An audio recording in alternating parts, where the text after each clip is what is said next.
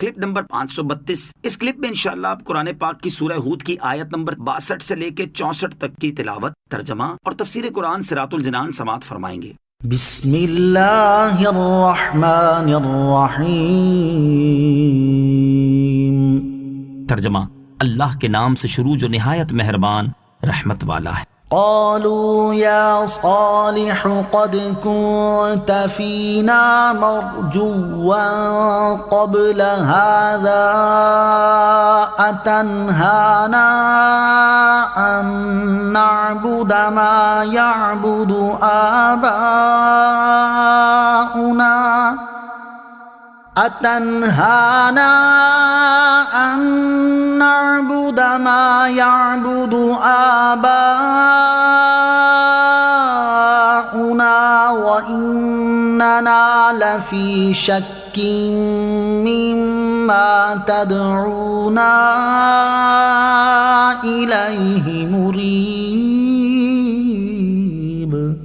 ترجمہ، انہوں نے کہا اے صالح، اس سے پہلے تم ہمارے درمیان ایسے تھے کہ تم سے بڑی امیدیں وابستہ تھیں۔ کیا تم ہمیں ان کی عبادت کرنے سے منع کرتے ہو جن کی عبادت ہمارے باپ دادا کرتے رہے؟ اور بے شک جس کی طرف تم ہمیں بلا رہے ہو اس کی طرف سے تو ہم بڑے دھوکے میں ڈالنے والے شک میں ہیں۔ قالوا، انہوں نے کہا، جب حضرت صالح علیہ السلام نے اپنی قوم کے سامنے پیغام توحید پیش کیا تو انہوں نے جواب دیا، اے صالح علیہ السلام، اس تبلیغ سے پہلے تم تو ہمارے درمیان ایسے تھے کہ ہمیں تم سے بڑی امیدیں وابستہ تھیں، اور ہم امید کرتے تھے کہ تم ہمارے سردار بنو گے، کیونکہ تم کمزوروں کی مدد کرتے اور فقیروں پر سخاوت کرتے تھے۔ لیکن جب تم نے توحید کی دعوت دی اور بتوں کی برائیاں بیان کی تو قوم کی امیدیں تم سے ختم ہو گئی۔ ان لوگوں نے مزید یہ کہا کہ کیا تم ہمیں ان بتوں کی عبادت کرنے سے منع کرتے ہو جن کی عبادت ہمارے باپ دادا کرتے رہے؟ اور بے شک جس توحید کی طرف تم ہمیں بلا رہے ہو اس کی طرف سے تو ہم بڑے دھوکے میں ڈالنے والے شک میں ہیں۔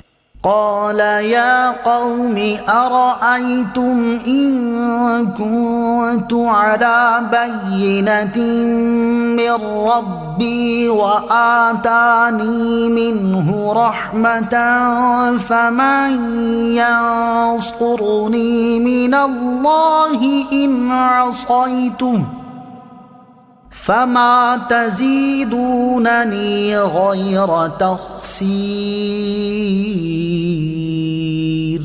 ترجمہ، فرمایا میری قوم بھلا بتاؤ کہ اگر میں اپنے رب کی طرف سے روشن دلیل پر ہوں اور اس نے مجھے اپنے پاس سے رحمت عطا فرمائی ہو تو اگر میں اس کی نافرمانی کروں تو مجھے اس سے کون بچائے گا؟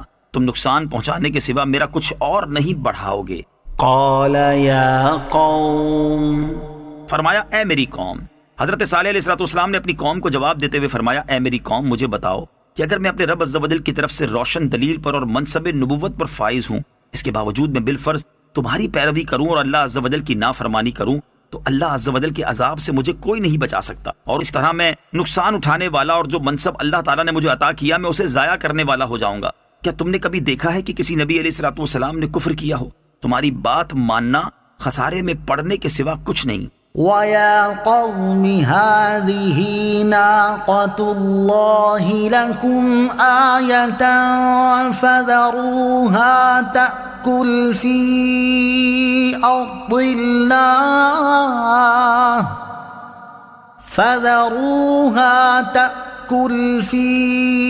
أَرْضِ اللَّهِ وَلَا تَمَسُّوهَا بِسُوءٍ فَيَأْخُذَكُمْ عَذَابٌ قَرِيبٌ۔ ترجمہ، اور اے میری قوم، یہ تمہارے لیے نشانی کے طور پر اللہ کی اونٹنی ہے تو اسے چھوڑ دو تاکہ یہ اللہ کی زمین میں کھاتی رہے، اور اسے برائی کے ساتھ ہاتھ نہ لگانا ورنہ قریب کا عذاب تمہیں پکڑ لے گا۔ وَيَا قَوْمِ هَٰذِهِ نَاقَةُ اللَّهِ لَكُمْ آيَةً، اور اے میری قوم، یہ تمہارے لیے نشانی کے طور پر اللہ کی اونٹنی ہے۔ قوم سمود نے حضرت صالح علیہ السلام سے معجزہ طلب کیا تھا۔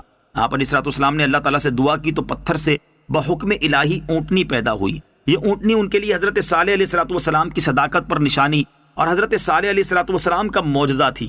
اس آیت میں اس اونٹنی کے متعلق احکام ارشاد فرمائے گئے کہ اسے زمین میں چرنے دو اور کوئی تکلیف نہ پہنچاؤ ورنہ دنیا ہی میں گرفتار عذاب ہو جاؤ گے اور مہلت نہ پاؤ گے۔ نوٹ: حضرت صالح علیہ السلام کی اونٹنی کا بیان سورہ اعراف آیت نمبر 73 میں گزر چکا ہے۔